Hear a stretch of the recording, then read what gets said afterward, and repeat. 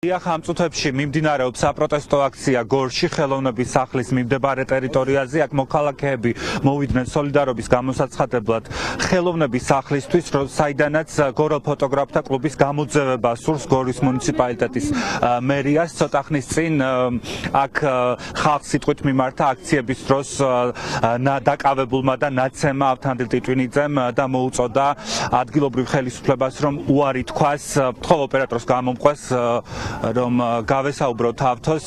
გამარჯობა ავთო, პირდაპირ ეთერში ვართ. საკმაოდ ემოციური მიმართვა გქონდა ამ 2 წუთის წინ მოქალაქეების მიმართ.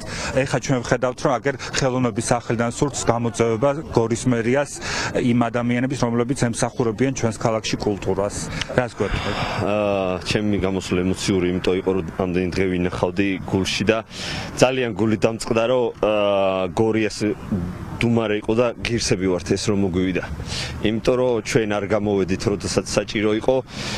მე ვერ გამოვიდოდი ფიზიკურად ისეთ მდგომარეობაში ვიყავ და ძალიან გული მწყდებოდა, რომ გორი ასე დუმდა.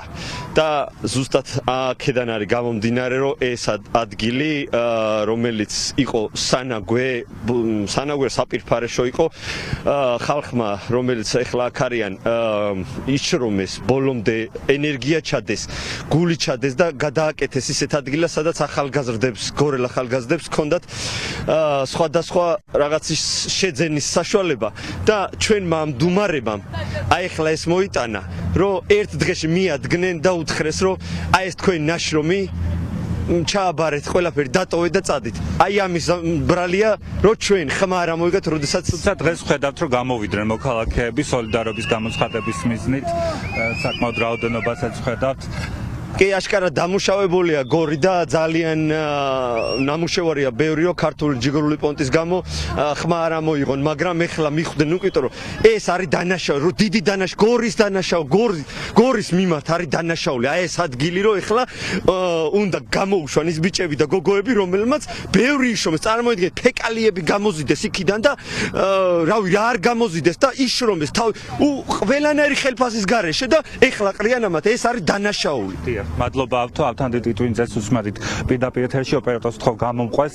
აქციის სხვა მონაწილეებსაც გავესაუბრებით, რომლებიც დღეს მოვიდნენ სოლიდარობის გამოცხადებისთვის იმ ადამიანების მიმართ, რომლებმაც აი ეს ტერიტორია, სადაც ახლა ჩვენ ვიმყოფებით, ნაგავსაყრელიდან აქციას კულტურულ მიმართულების ადგილად გამოგესალმებით. კი ბატონო, თუ შეიძლება, კარგით, თუ შეიძლება პირდაპირ ეთერში ვართ. გამარჯობა. დღეს აქ მოხვედით მოქალაქეები აი ამ ლოკაციაზე, რისთვის კიდევ ერთხელ რომ განვუმარტოთ ჩვენს გორისთვის გორელ ფოტოგრაფთა კლუბი არის ყველაზე მთავარი კულტურული მონაპოვარი. ამ ხალხმა შექმნა თავისუფალი კულტურის სივრცე ქალაქში და ესეთი სივრცე სხვათა შორის საქართველოს არც ერთ ქალაქს არ აქვს. და ამ ხალხმა ეს ყველაფერი შექმნა საკუთარი შრომით. ნულიდან კი არა, მინუსიდან დაიწყეს ამ სივრცის შენება და აი ეს საზოგადოებრივი ტუალეტი მთელი ბავშვობა, მთელი ჩემი დიდობა, სტუდენტობის პერიოდი იყო, ტუალეტი იყო, მეტი არაფერი არ იყო აქ. აი ამ ბინძურ სივრცეში აქციას კულტურული წალკოტი შექმნეს.